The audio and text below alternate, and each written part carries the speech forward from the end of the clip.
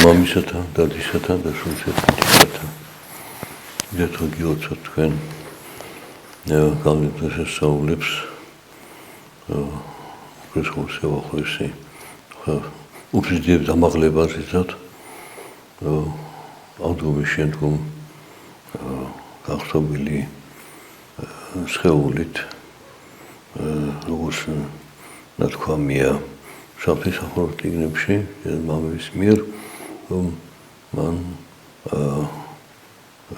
მიართვა მამას კაცური ბუნება იტირთა თავიდანვე და რათა ხსნა მიენჯოს ადამიანებს.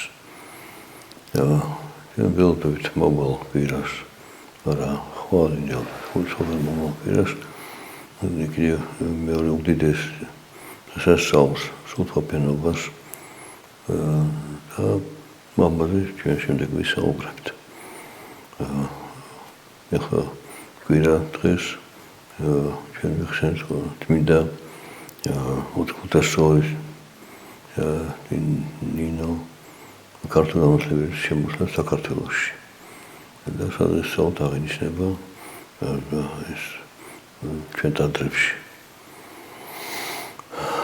და ჩვენ ვაგრძელებთ საუბრებს საქართველოს სამართალზე ჩვენ განვიხილეთ 4 სოფლიო კრება, ადგილობრივი კრებები, დადგენილებები და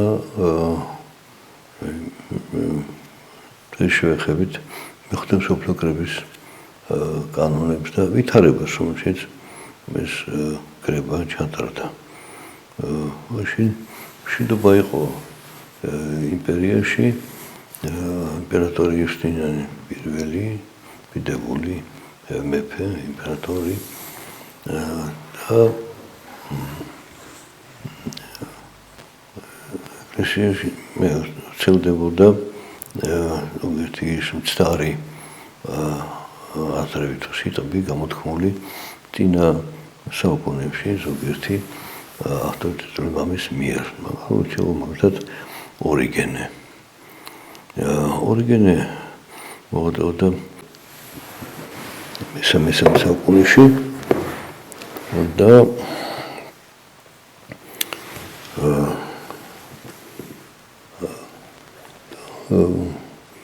უდიდესი მოღვაწე იყო განმანათლებელი ალექსანდრიაში მოღვაწეობდა იგი და ისხოლა ალექსანდრიის ღვთისმეტყველო და რომელიც დაარსა კლიმენტ ალექსანდრიელმა მის შემდეგ ორიგენემ გააგრძელა ეს განმანათლებლო საქმიანობა.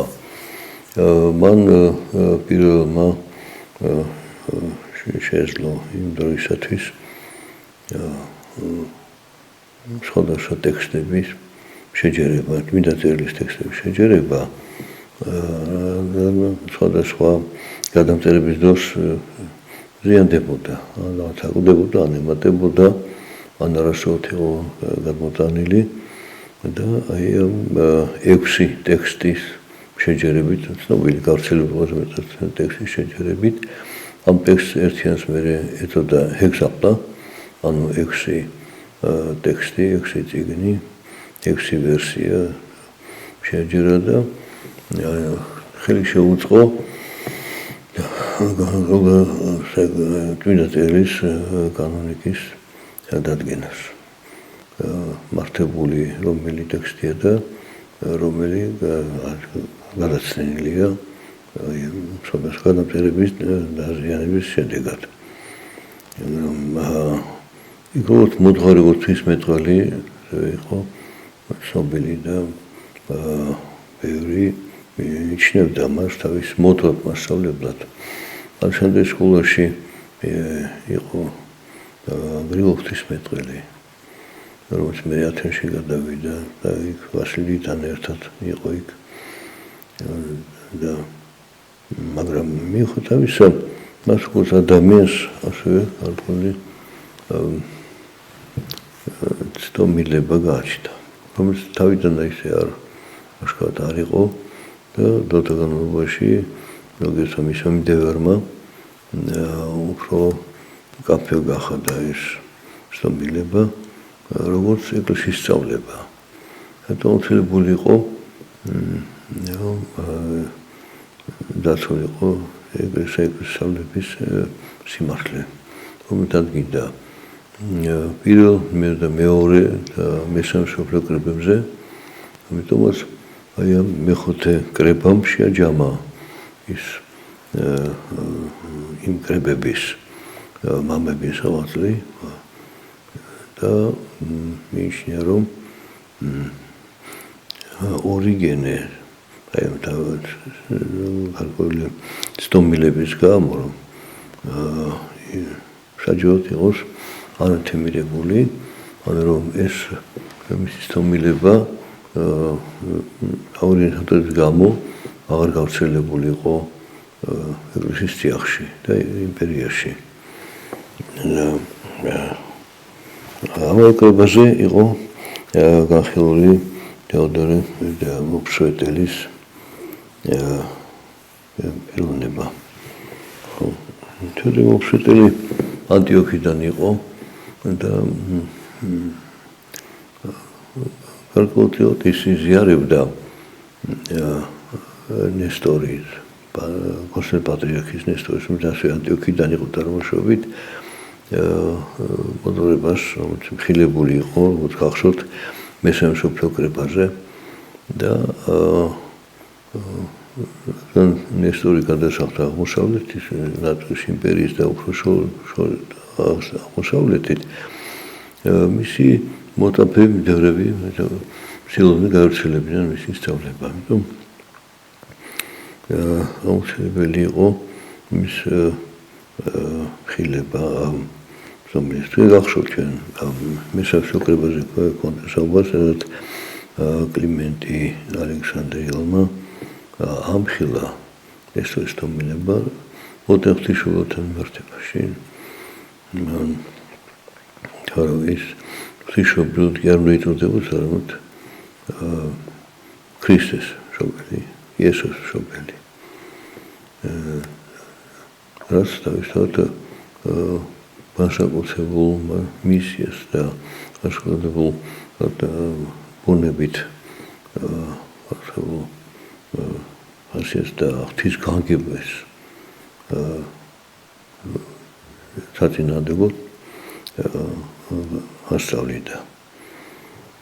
ამიტომაც ეს თეოდორე მოფშეტელის როგორც ვთქვით, ეს ანტიოქიდან იყო და ნესტორის და გარკვეული ახლობლობა იმ წრეების შემწყობი ძალებლობის გავრცელების. და მეხუთე კრებამ მიიღო გადაწყვეტილება ის ორი პიროვნება ანათემირებულ გამოცხადეს, თუმცა მათი გადაცდომა ერთმანეთს განსხვავებულია. ორიგენე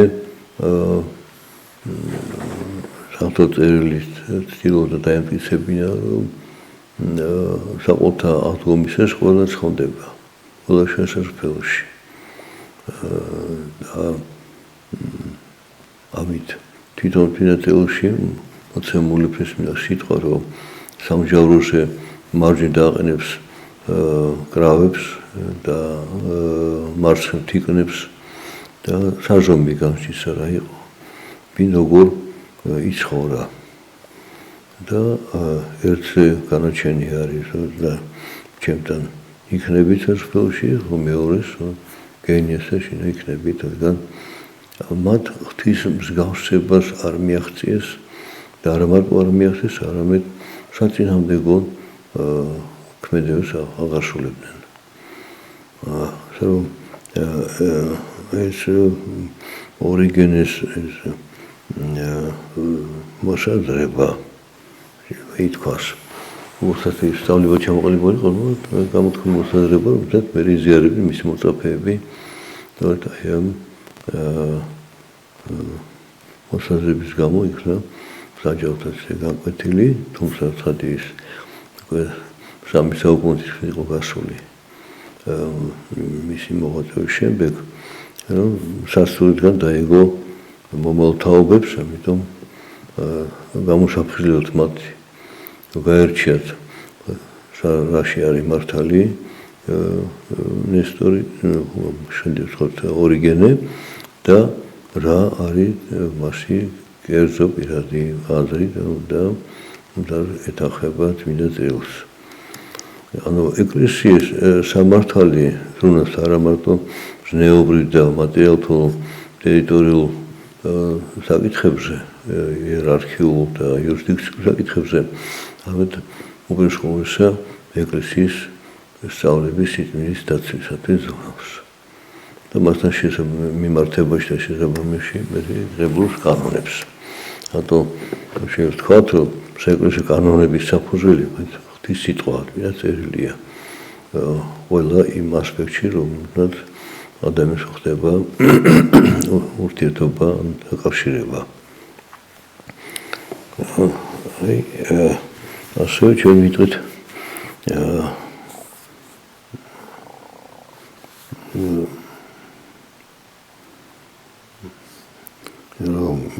თეოდორე მოფშეთელს ის უფრო მოგვიანებით მოღვაწეობდა მეოთხე და მეხუთე საუკუნის მიჯნაზე და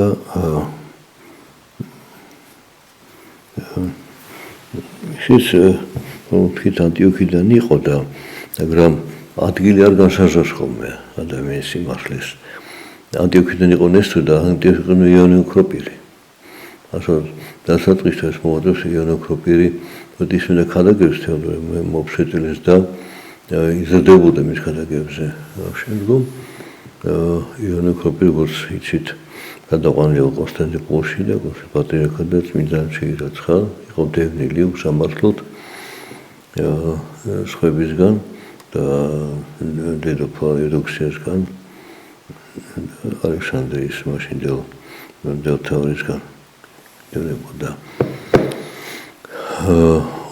ასე რომ საჩვენის მაგალითი იმის, რომ ადამიანმა შეიძლება თვითონვე შეძლოს გარჩევა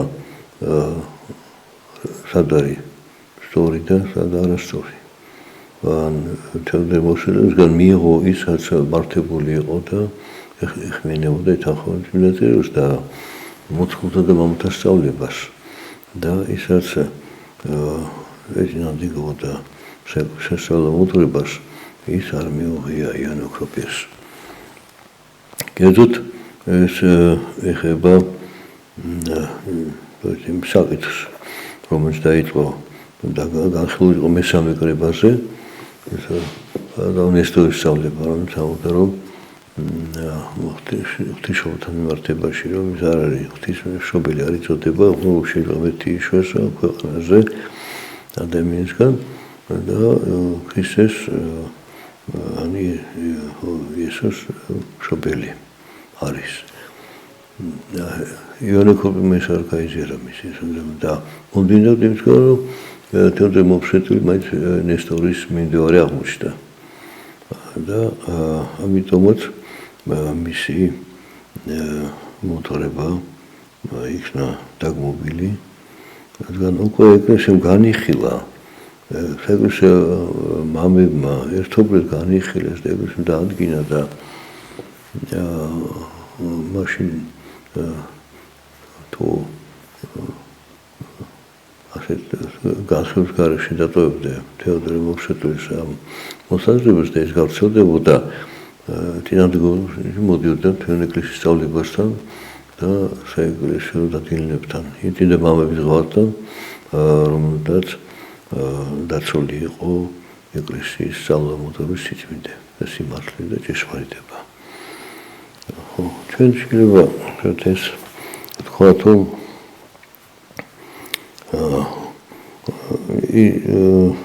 უფრო დავაზუსტოთ, რომ თეოდორე მოფშეტილი არ უარყოფდა ძეღთისა არის, მაგრამ მოედოს თეკაცისა.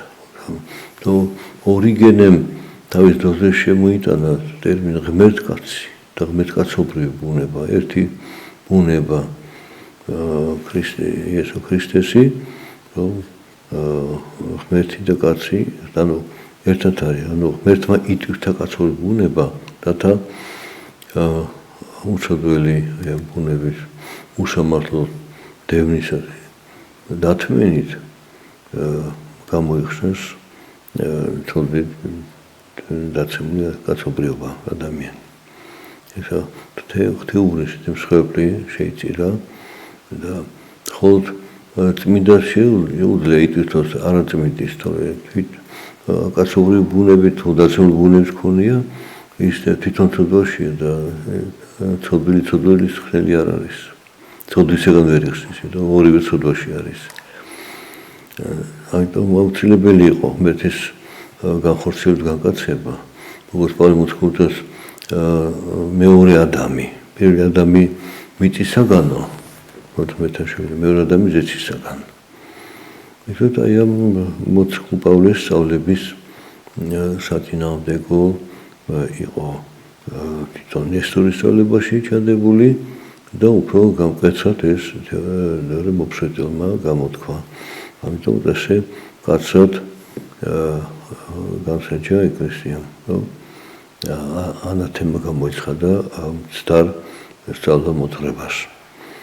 ჩვენ შეიძლება ხა გავიხსენოთ ეს ტექსტი ამ კრების და თქვი რომ აქ იხსენებს შესულ სიტყვაში დინა კრებებს პირველ მსოფლიო კრებას და შემდგომი კონსტანტინოპოლის კრებას და ეფესოში მესამე კრებას სიტყვებს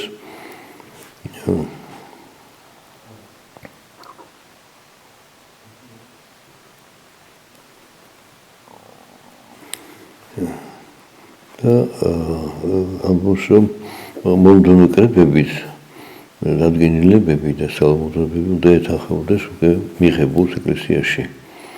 რადგან ისიც არა ცალკე პირის მიერ, არამედ ერთობლივი თალისხმებით და ერთობლივი საალმოძრაობით არის მიღებული ერთთან კავშირში. ეს არის პრინციპი ეკლესიისა, რომ არა ერთპიროვნულად ჭობს, იმიტომ რომ არ არის კაცი უცოდველი და ერთი ადამიანი შეიძლება ცდილობს ორი, მაგრამ თანაც ერთობა არის, როგორც უფალმა თქვა, და ორი და სამი ჩემი სახელით შეკრებება, მათ შორის ვარ მე. და აი ეს პრინციპი ერთობის არის ეკლესიის უცდომელობის პირობა. აუცილებელი პირობა არის. და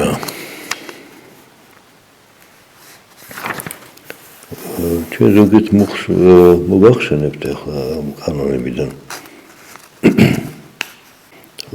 და ისე რომ ჩვენ მე ვწინოთ ხადაგებული გესმსახურების ქრისტეზე დაფუძნებული ეკლესიის ლიბანის ნაზრებზე აღორძინების და მის წარმატებას მოსწაფენი ვიწყეთ მეტყველებას და ღვთისმადლით ვადგენთ სიტყვის მსახურ თვითმხილველ მოციქულთაგან ჩვენთვის მოცემულ სარწმუნოების შეუხებლად და უნებად დაცვას. ესე პირობა რომ ჩვენ მოციქული მოულთასოს იმას ვაგრძელებთ ჩვენ. შემდეგ 318 წმინდა დანეტარ მამისგან შეიკრიბნენ ნიკეიაში ჩვენი კონსტანტინ დიდის დროს.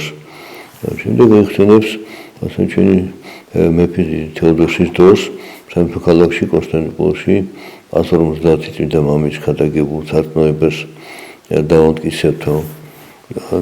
შემდეგ ეხსენებს ეფესოში ჩვენი მეფის თეოდოსის არკადის ძის დროს შეკრიბილი ღვთისმადლი შემოსილის ჩვენი ოროსი მამის მიერ.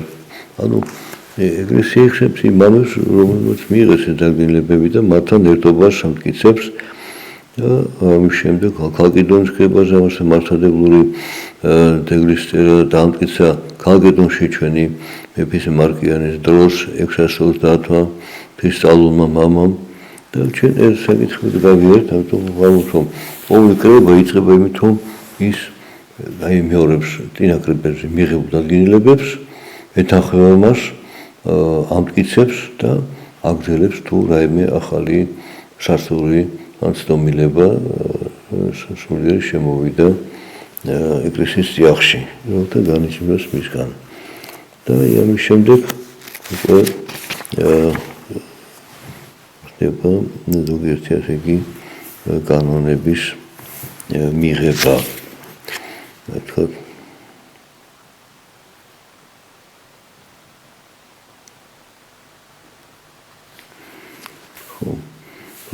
თუ ეპისკოპოსი, მდელი, დიაკონი, კერძო დიაკონი, ღვთის კითხველი, გალობელი ან მეკარე შეურთეს, ღვთისადმი შეძლო ბედაკარს განიკვეთოს იგი, როგორც ქრისტეს ძლის გამხსელი.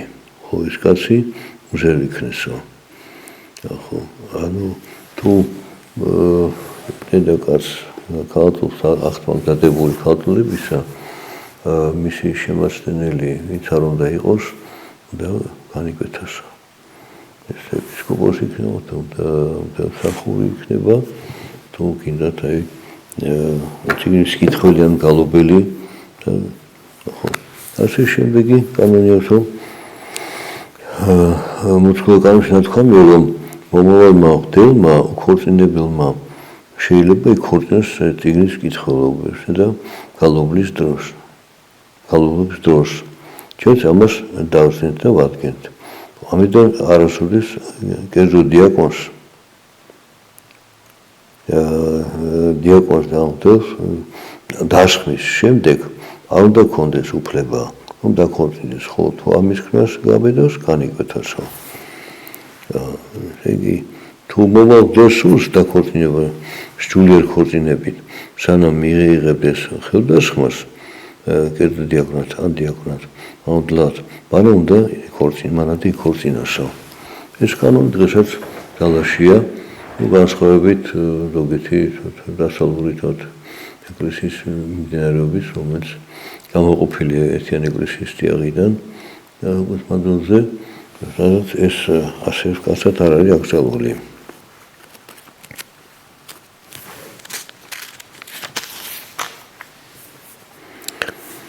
ასევე ღვთის და მდელსახურის და ღვთლობის ხარისხის პატივისცემაზე აქცევს ყურადღებას. ჩვენს უკვე როგორც ადრე ვახსენეთ, რომ დევნის პერიოდი გავიდა და უკვე აი ამ კომფორტულ პირობებში და დევნის ნაგრევს პატივშია ყველა ღვთისმსახური, უკვე შევგალაღება ხდება მათი და მარაცდომილება როგორც სალომუდრობით, ასე ზნეობრივი შემოდის თითოეულ ადამიანში. შევიტყვეთ, რომ ზოგ ეკლესიაში დიაკონებს აქვთ თანამდებობის პატივი და ამიტომ ზოგჯერ თავხედულად და თვითნებურად თავისი ღვთის წინ დაჯდომებას ნებას აძლევენ თავის თავს. ვადგენთ, რომ დიაკონი, რომელსაც აქვს რაიმე საეკლესიო თანამდებობის შესრულების პატივი, არ უნდა დაჟეს მდელზე ადრე.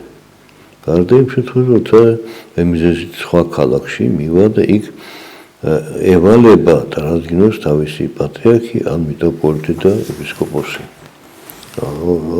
თითოეულ დიაკონი როგორც წარმოადგენელი, მაშინ მას აქვს პატივი არა თავისი, არა იმ ეპისკოპოსის, თუ დელთავრის, თუ პატრიარქის მიერ გამოგზავნილი. აი ეს ყოფით ცხოვრებაში ურთიერთობის იერარქიული წესის და პატივის დაცვა ნიშნავს, რომ ჩვენ სადაც არ უნდა ვიყოთ, როცა უნდა ვიყოთ, ჩვენ უნდა გვახსოვდეს, რომ უფლის მიერ ეკლესიასთან იერარქია ყოველგვარ პატივს იმსახურებს. და ეს ღვთისნაში სამართლიანი. და არა ღვთისაგან არის, არამედ ღვთისმე და ღვთის მართლადგინებული. იმ მადლის პატივის უნდა იცოდნენ და ამიტომ ადგილს უთმობენ და მის წინ არ დაჭერთ, მასზე ადრე არ ჩდება. თუმცა დღეს ფსევდოლიბერალიზაციის ეპოქაში თვითონ საზოგადოებაში ნაკლებად არის ეს გაზიარებული და შეიძლება მიაჩნიათ, რომ ეს თითოეულს გამოდადნაშთია, მაგრამ ღვთის მადლი არ გრძელდება და ღვთის მადლის პატივი არ გრძელდება, ასე რომ ეს უნდა ახსოვდეს ყველა როგორც მრევლს მოწონეს და საშუალო პირს. ხოლო თურმე ძალით და თავხედობით გაბედავს ამგვარი რაიმის ქნას, ასეთი ჩამოქვეითდეს თავის პატივისგან და ყველაზე უკანასკნელი იყოს მათ ეკლესიაში დაწესებულ თანამდებობათა შორის. რადგან უფალი ვასწავ ჩვენ ლუკას სახარებაში, ნუ გიხარია პირველ სავარდელზე დაждომა თვითონ ჩვენი უფლის და ღმერთის მიერ იქნა წარმოთქმული მოძღვრება, სადაც მხილებული იყო საპატიო ადგილის თვითნებურად დამზადის მინახე მიღება. ხო და იხსენებს ადგილსვიდან, თუმცა მით მოგვიწევს სადმე ნუ ირჩევ ტიან ადგილებსო და იქ უკანასკნელი, იმიტომ შენზე უფრო პატვის ღირსი ადამიანი რომ შემოვიდეს, შენ გეტყვი დათმე უკან გადადი და ის უნდა რაჟის ამადგურს და ეს უკვე სამართლიანი იქნება შენთვის. როგორც ხილებული და თუ დაჟიბე ბოლო ადგილზე და აღმოჩნდა შენ ხარ სხვებზე უპირატესი, მაშინ ვიც მოგიწვია, ანუ საეკლესიო კრებაზე არის დინამთროლი. ის ადგეს სამართალს და გეტყვის, აი გადმოდი აქ და სხვა მის ადგილზე ისეთქო შენ გადადი უკან. რომ ის როგორც ზეცაში ცხადია იერარქია, ასე ქვეყანაზე ეს იერარქია გარკვეულ პატივში იმსახურებს. და პავლე მოციქული აღნიშნავს, რომ მეთაპირად ეკლესიაში დაადგინა მოციქულნი, მეტყოლნი, მოძღვარნი და შემდეგ უკვე სხვადასხვა ნიჭი დაჯილდოვდა ადამიანები. აი ეს იერარქია ზეცაში და ქვეყანაზე ერთნაირად უნდა იყოს დაცული. ამას ასწავლის ეკლესია. შემდეგ ერთი მუხლი არის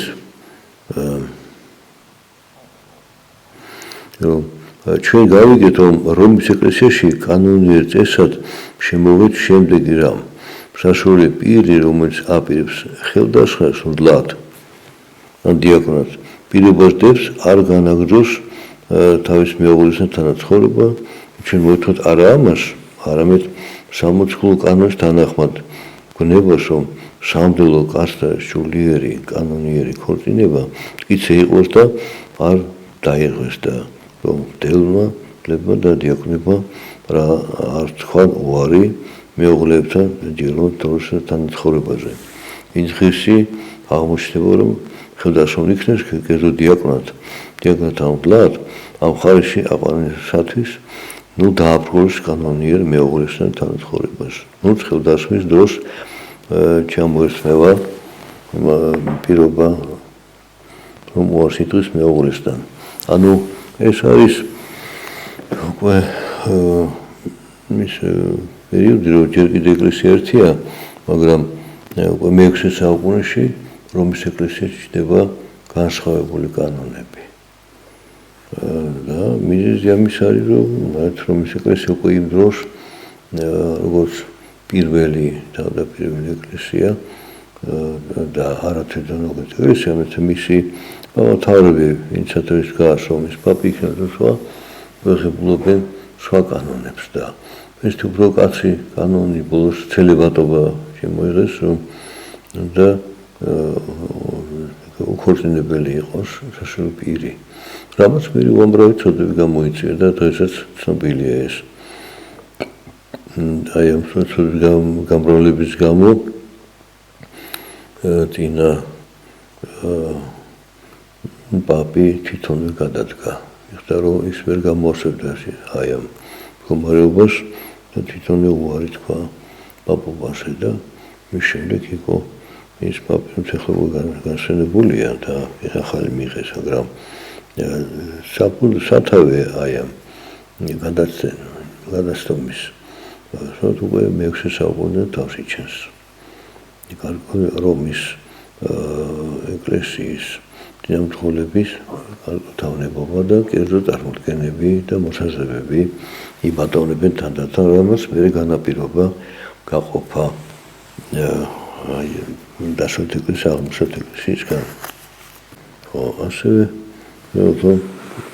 მოიხსენეთ ახლა ჩვენ წმინდა ღვთისმშობლის მამების კანონები კითხეთ რომ დავიცოთ. მის შესაძლოა რომ მოდელი ხელდასმულ უნდა იქნას არა ოადრეს 30 წლისა, თუნდაც ყოველმხრივ ხისი კაცი იყოს. ანუ ფალმა იესო ქრისტე 30 წლისა ნათელიღო და დაიწყო დამოძღვრა. მართებული ეს კანონი, რომ ეს არის პერიოდი, როდესაც უკვე ეკლესია გადიოდა, გამრავლდა იმპერიაში, რაც გარკვეულ უპირატესობას სარგებლობს და ამიტომ არანაირი აუცილებლობა იმისა, რომ თირი ასაკოვანი პირი ახალგაზრდა დაყენებული იყოს უნდა სახურას და სახურების წესები, რაც უნდა შეასრულოს ადამიანს საცხოვნებლად, შეასრულოს მაშინ, როცა თვითონ არის თხოვით გამოუცდელი, შეიძლება ახლა დაოჯახებული ან არ დაოჯახებული და ჯერ არც ის რა სახით, რა ფორმით ვლინდება ხოლმე ადამიანის დაცული ბუნება და როგორ უნდა უკურნალოს ამას რა გზით. ამიტომაც გარკვეული თხოვის გამოსვლილი ჰქონდა და შედარება არის რომ მათ 30 წელს იყო როცა იორდანეზე მივიდა ნათლისღება, თუნდაც მას არ სჭირდებოდა, მაგრამ მაგათ მივხვდი ჩვენ. რომ მას შემდეგ რაც შენ უკვე ასაკობრივ სრულ კაცი იქნები და თხოვით გამოსვლილი, მერე შეიძლება სხვებს ასწავლო და არიგო და რჩევა მისცემათ. კიდევ ერთ კანონს დავიკითხავთ და გავახსენებ ჩვენ რომ ღვთოს რომელიც უმეცებით იქორწინებს უწესო ქორწინებით შეიძლება ხის მეძავს ნახონათესავს მსახიობს როგორც დავადგენთ დაგვიდეს საღვთო კანონი, ხოლო სხვა სამღვდელო მოქმედება მას ეკრძალება. საკმარისია მისის ეს წყალობაც. ანუ უფლება აქვს ვინაჩვენს, მაგრამ მხოლოდ ღვთის დასაჯდომელი ადგილი. მაგრამ არა ის მსახურება შესრულოს და სხვა სამღვდელო მოქმედება მას ეკრძალება.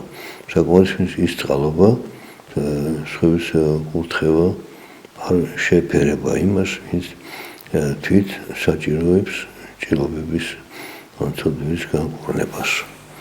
აი ასე ეს საეკლესიო კრებები იმ ოდომნიშნულოვან საზრდოების სიტყვის დაცვის კანონთან ერთად ცხოვრების და იერარქიული ურთიერთობის და საზოგადოებაში ურთიერთობის ესებს ადგენს.